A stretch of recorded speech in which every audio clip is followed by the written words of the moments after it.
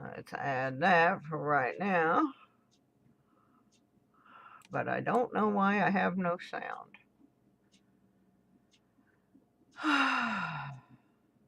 Hmm.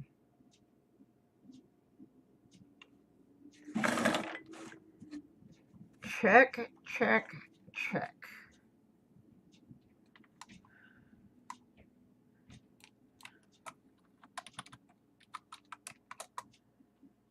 Oh my goodness. This is awful. ABC. It says I have volume. I'm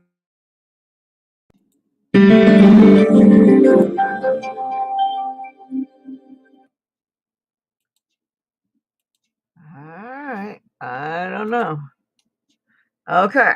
I don't know what's going on, so I guess I'll just have to start over from the top and read my articles again. Okay. Well, we'll just start the whole dadgum thing over again. Oh my goodness. I'm so sorry, folks.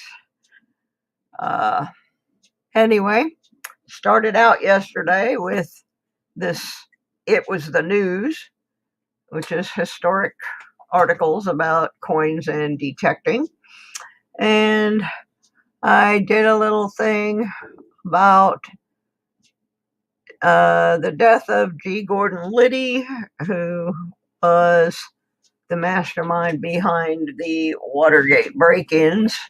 And I did that because it fits with why I am not on that other show anymore, where the Patriots seem to think they are the only people on earth. So I decided to do something different in the morning with my coffee.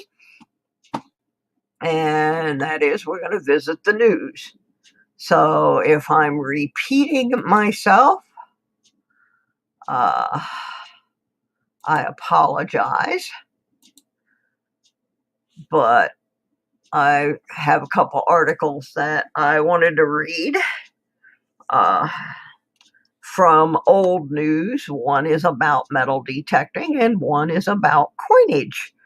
So I'm going to have to get those back up here and read them again.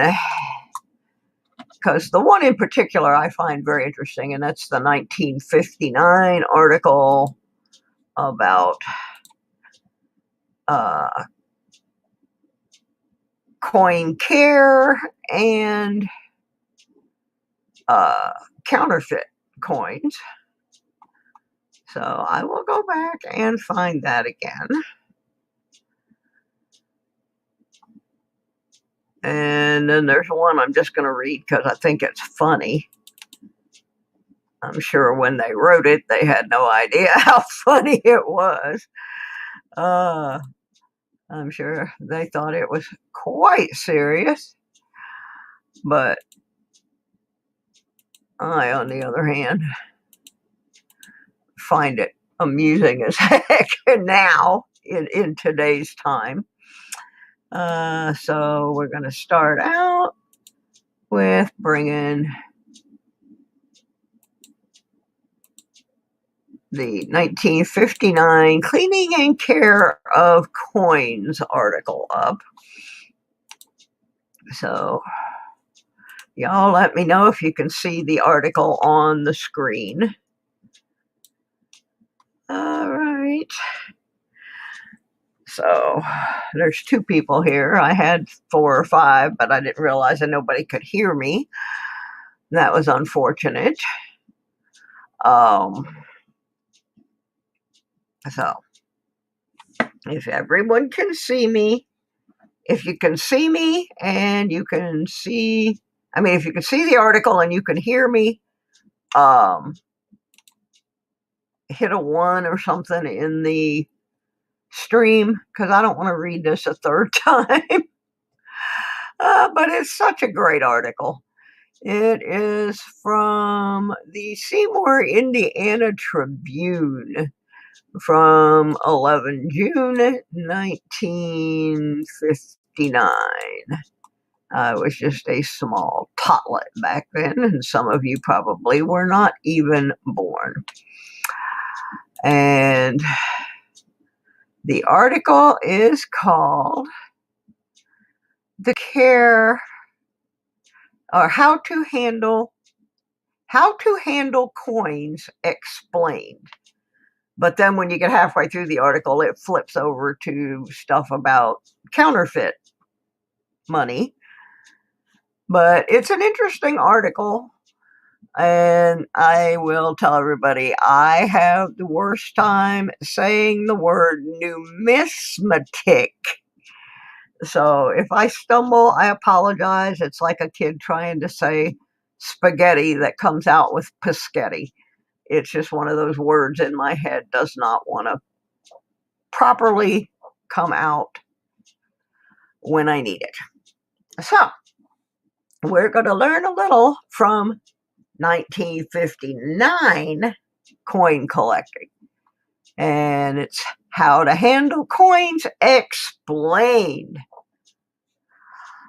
According to numismatic experts, coin collectors should properly know how to handle coins. Proper handling will definitely affect the value of collections, authorities say.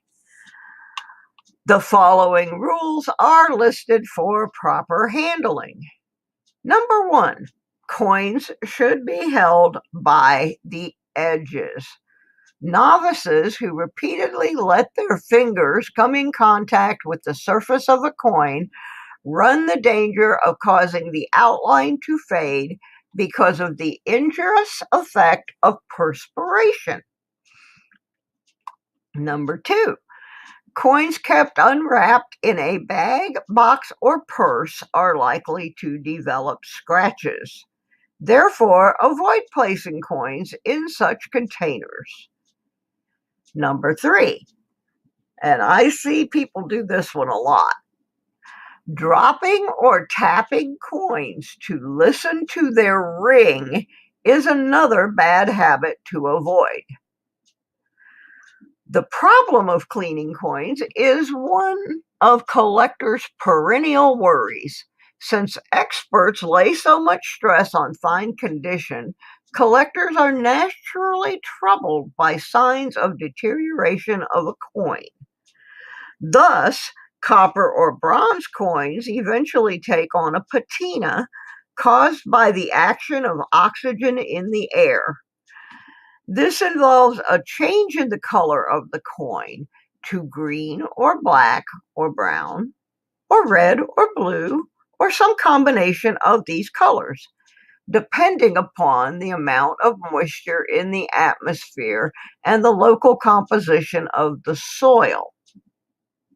Now, I'm not sure I understand that one unless you're rolling your stuff around in the dirt or you're metal detecting it, and metal detectors did exist in 1959, so anyway, I digress. All silver coins tarnish in time, no matter how carefully one protects them. Even the most brilliant proof and uncirculated coins cannot be kept immune from this process. Consequently, some coin collectors are led to use tarnish removers and coin cleaners to restore their coins to original condition.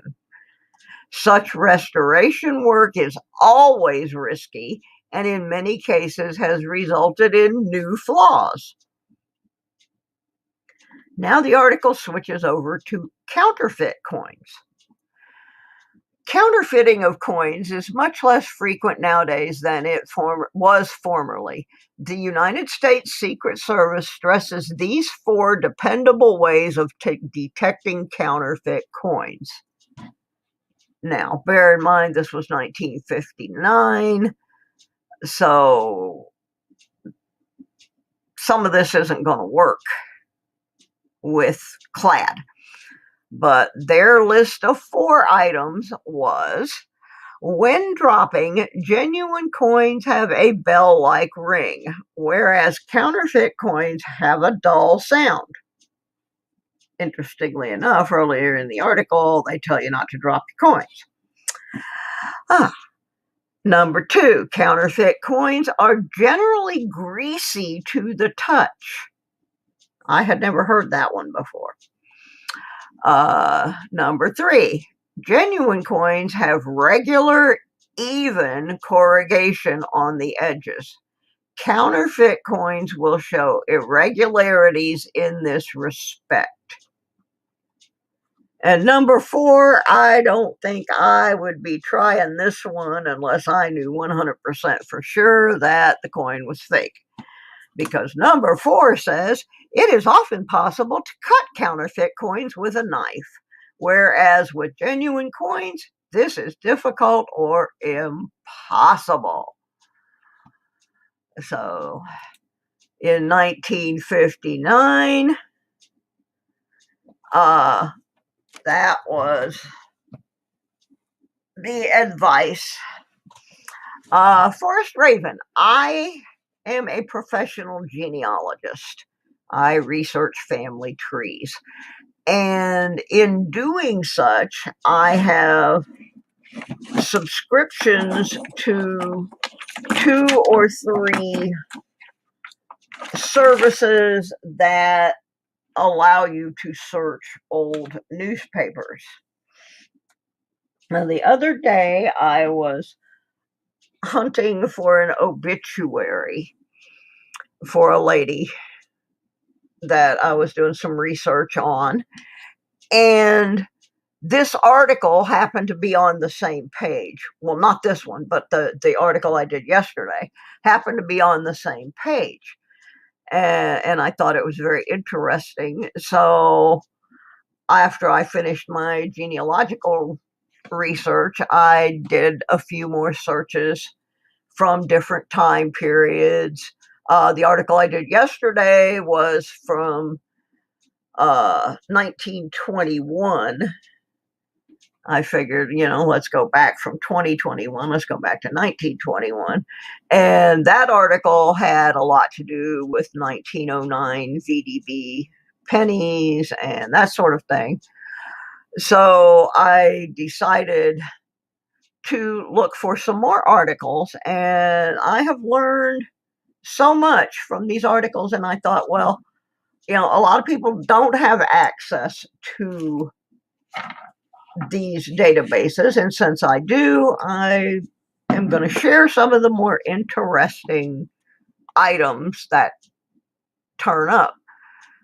So that got me off on today is Wednesday, and because it is Wednesday, this is usually the day I do metal detecting. So I thought, well, I've heard strange stories about the origins of metal detecting. I've heard that the first metal detector was actually created to try and locate the bullet in Lincoln's head. And I have heard all kinds of other people claiming to be the first ones to have created the metal detector. So I started looking for some metal detecting articles, and a couple of them I found were very interesting. This is one of the very first ones. It's from January of 1940. And let me see if I can get it up here on the screen. It's just a little blip, and I found it in a number of different newspapers. And like I said, this is from January 1940. And it says, a gadget has been devised which finds spikes, nails, and other metal objects buried in logs. The detector looks like a small portable radio set to which a 6-foot wire carrying an exploring coil is attached. When the exploring coil gets anywhere near a piece of metal, it sets up a howl. Moving the coil around makes the machine howl louder or softer, and of course, locates the piece of metal. Now that's January 1940. The description sounds pretty much like a standard metal detector now, a coil attached to a 6-foot wire and a little portable radio set box. So then I found another one, and I don't know if I saved it or not, but I found one where they were going to try to use this same invention to stop people from bringing guns into prisons. Now, what I found funny about this article, I'm going to see if I saved it. I intended to, but I don't know if I actually got that done. It will make you laugh when you look at how things are now. If I can zip through.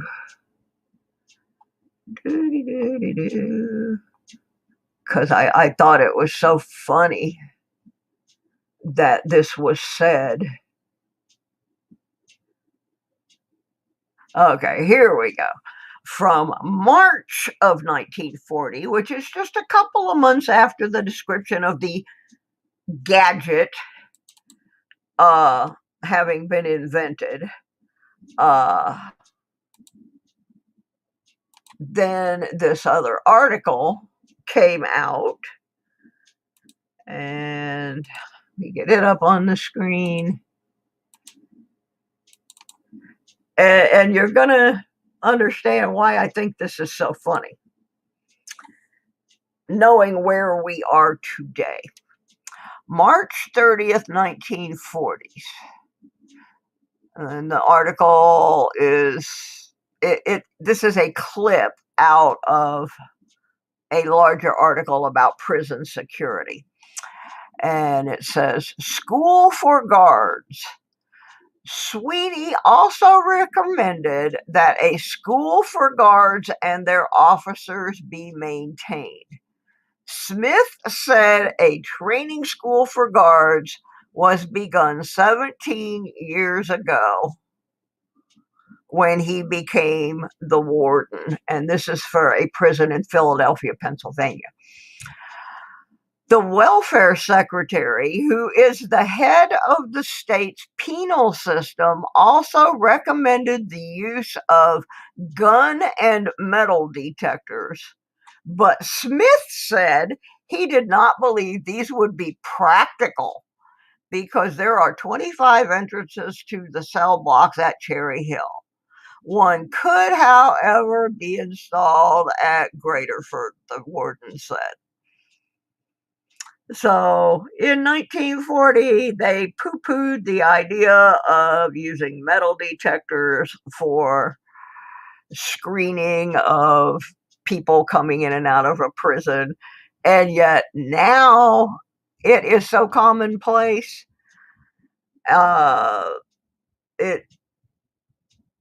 It's used in schools, airports, prisons, stores. But in 1940, oh no, that's cost prohibitive. We can't do that.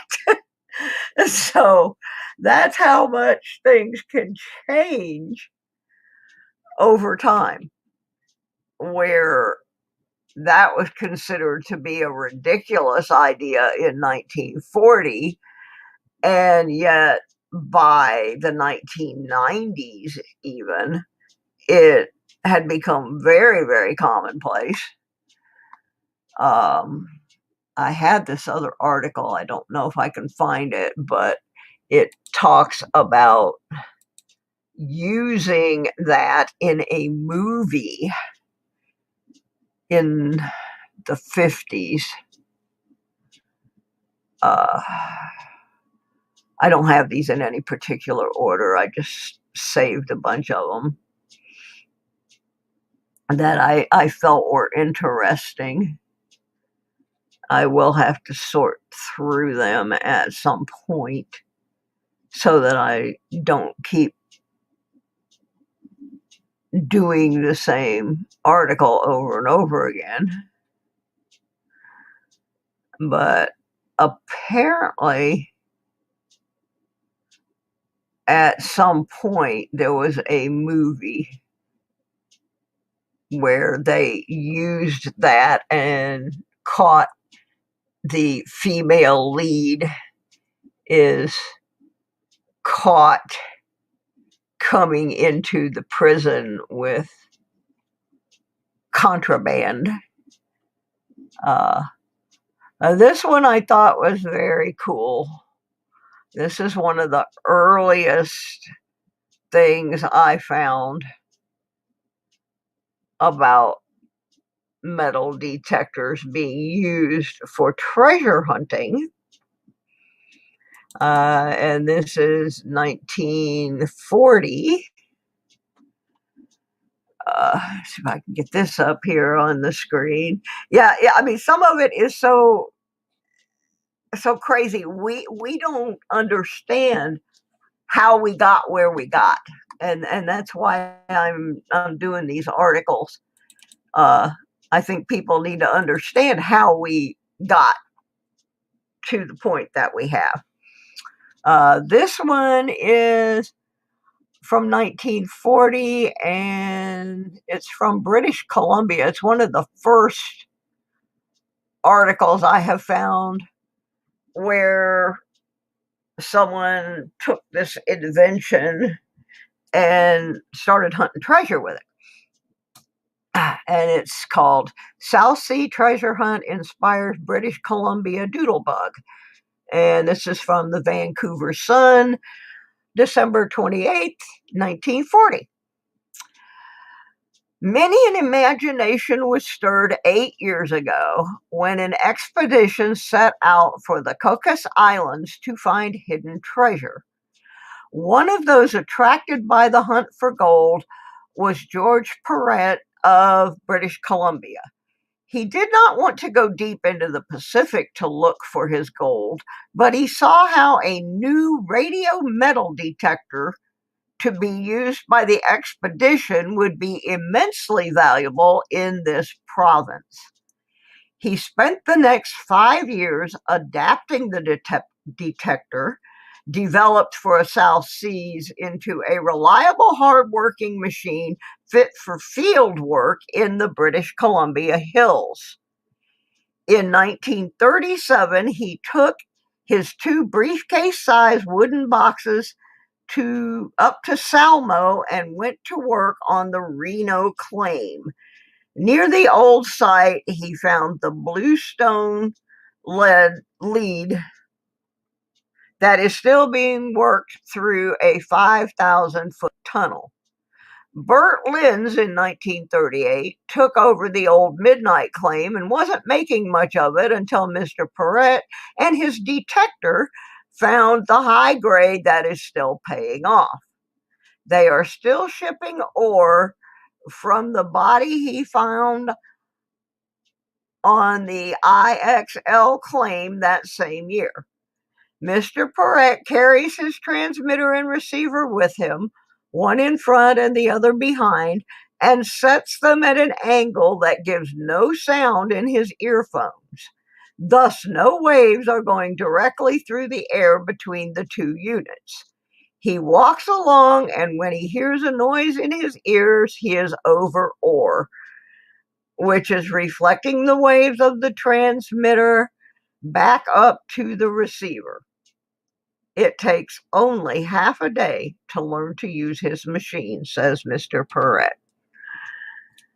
So there you go. People, some of these companies claim that they're the first ones to do it, and it's not necessarily so. So I just figured while I was having my coffee this morning, I would throw some history out there. I know maybe it's not as exciting as going over and listening to everybody babble and carry on and talk politics and give away prizes, but I believe it's an important part of our coin collecting. It's an important part of our detecting to know how things came to be, because some of the things we're doing may not actually be the way things were supposed to work. And like there was some stuff yesterday about VDBs in yesterday's it was the news, and it was about varieties of VDBs that I certainly didn't know, and I've given away a bunch of VDBs, so now I'm kind of saying, gee, did I give somebody a real high ticket, super high ticket item? So I'm going to pull up one more, and then I'm going to finish my coffee and move on to something else. But this last one is another completely different take on metal detecting. Tomorrow I'll go back to coins, and I did do a coin article this morning, but Wednesday is my metal detecting show day, so I'm trying to kind of go with that flow. But I found, right after I found the one for looking at the wood, for the nails and such in the wood, and then we found the Canadian gentleman who used it for treasure, I found this one from World War II, from 1942.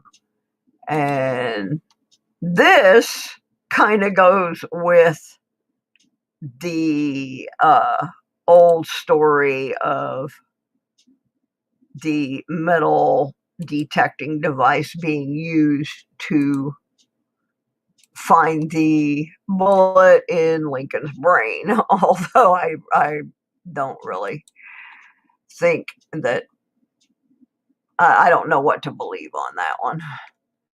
But anyway, I got to get this article up here in a format that's big enough for me to read. There we go, because my saved one was too little. Whoop, wrong place. Yeah, I'm still learning how to switch all these back and forth. Okay, let me add this to the stream so I can read it.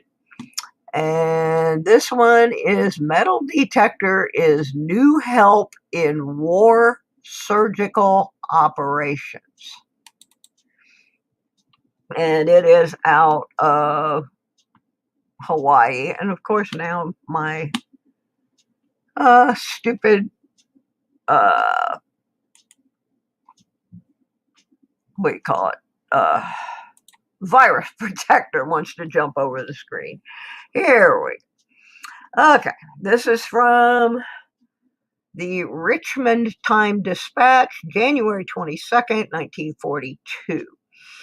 And this came out of Honolulu. And it says, pieces of metal may now be removed from war casualties and victims of accidents with unprecedented facility and speed. The old method, using probes and x-rays, often takes 1 or more hours compared to the new record of a few minutes. The revolutionary technique is based on the use of an instrument known as the Moorhead Foreign Body Finder. By means of this guide, surgeons may definitively locate bits of steel or other metals easily and quickly. The instrument was designed by Colonel John J. Moorhead of the U.S. Army, professor of the traumatic surgery at the Army Postgraduate School in New York City. It was used for the first time in Tripler Hospital, Schofield Barracks, after the Japanese raid at Pearl Harbor on December 7th. On the morning of the attack, Colonel Moorhead, a visitor in Honolulu, was lecturing to a group of physicians. When the call came for medical help, he accompanied the doctor to the Army hospital. Colonel Moorhead's instrument was used successfully that day to locate fragments in 20 cases and in many more to prove the absence of any embedded metal. Colonel Moorhead has made a study for years of the method of detecting foreign bodies in tissues and wounds. He served for 2 years in France during World War I and was decorated for excellence in war surgery. He felt there was a definite need for a better means of locating embedded metal fragments. His foreign body finder was designed to fill that need. The finder consists of a radio frequency circuit mounted in a box with a movable coil or capacitor attached by a wire and enclosed in a steel finger. The steel finger, about 1/2 inch in diameter and about 12 inches long, is watertight, and the wire to which it is attached is covered with rubber so they may be detached and sterilized by boiling. In use, the indicator is passed on or around the wound in 2 planes at right angles to each other. At the points of greatest deflection, marks are made on the flesh. The projection of these points indicates the position of the metal fragment. If this is not sufficient, the indicator would be introduced directly into the wound, even in lung, brain, or abdomen. So basically, what he did, what Colonel Moorhead did, was adapt the same principle to a medical situation. And of course, now we get scanned for all kinds of things. But back then, what Colonel Moorhead did was adapt the metal detecting device that found the nails in the trees and found the treasures in the ground and created a modified machine that would find metal in the human body. So there's actually a pretty amazing history to what metal detecting started at and where it is now. And I certainly would never have connected all those dots, but I'm going to continue trying to connect some of those stuff. I got some real good ones for tomorrow about counterfeit coins, counterfeit money, especially during the Civil War. And so I hope that some of this stuff will be useful to my viewers. I'm up every morning and I used to sit here and watch that show from somebody's shack. And I'm not mad at that lady. I like her and I go over and hit the like button on her channel. But I just don't find some of the content where I'm being insulted Over the past couple of months, I was called a libtard. I was called stupid. I was called a snowflake. There's a couple names I'm not even going to repeat. Simply because I don't think storming the Capitol building is a patriotic act. Or simply because I believe COVID is real. I have reason to believe COVID is real. I've lost a number of people to it. Right here in the building where I live, we had a lady who did not want to wear a mask, and she became very angry with me when I came to the Christmas party and I would not come in because nobody was wearing masks. And she gave me a bunch of grief and said that I spoiled the Christmas party and that she wasn't sick and she didn't need to wear a mask and it was violating her personal rights and yada yada. And that was on December the 7th, and she died on December I think it was the 16th, from COVID. But she was not sick. She passed that COVID around my building, where I believe 12 more people got it, and we had 5 people die. So, sorry, folks, COVID's real. I live in the building. Don't, and don't tell me elderberry syrup can cure it. I mean, I'm so over that stuff. So I decided, instead of wasting my time over there playing with that, to maybe educate some people or uneducate some people by putting some of these articles up. And some of them are funny. They're not all going to be serious science things like this. Some of the things I found yesterday were pretty funny. And we will get around to them. And there's an endless supply of these articles. So I just thought I would do something different while I have my coffee. And like, there was one in one of those items that said counterfeit coins usually feel greasy. I had never heard that before. I don't know if it's true. I don't know if I've ever actually had a counterfeit coin. But some of the things that are described in these articles lead me to believe I could well stumble on one. This little icon that I'm using today is a picture of a 1943 S penny. And it shows you a very simple way to tell the difference between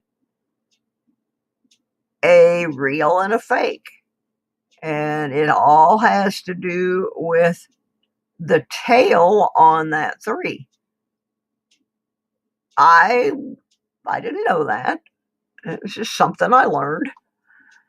So I guess everybody's all over at the Playhouse, having fun. So if you're a little more intellectual, you might want to stop in here and learn something. And, well, who was it? On Dragnet? Just the facts. We're going to go with the facts over here, folks. I'm going to finish my coffee. It's a nasty, nasty day here in Southwest Virginia, so I can't go detecting. I'll just have to work on some stuff here around the house.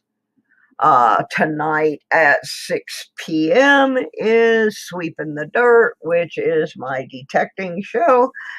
And of course, we talk about other things besides detecting. We usually end up talking about rock and roll and music and money and stuff. But I have actually been detecting, so we might have a few things to look at. And tomorrow morning, I will be back as soon as my coffee's ready. And we'll have a couple of more strange articles. I found one about Irish coins that's kind of interesting. We're going to not just touch on America, we're going to touch on all sorts of coinage things. And I found a really good one about hoarding coins. We'll touch on that tomorrow too, about hoarding coins. So on that note, I hope at least one or two of you learned something. I didn't get very many people this morning, but it's okay. Hopefully it will grow. And if it doesn't, we will at least still have a record of this information where people can look it up later on YouTube and go, whoa, I didn't know that.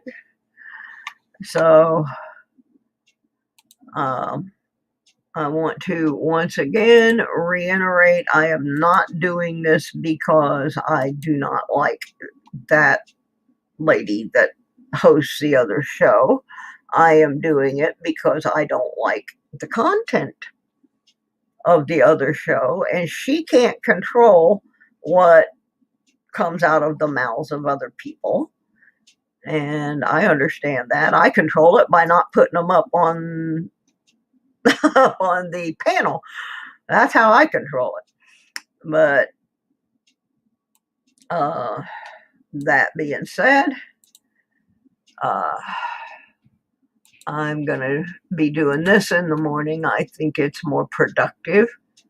And of course, if you have any questions or stories that you've heard and you would like to have checked out, by all means, feel free to ask this little smart aleck right here in this picture.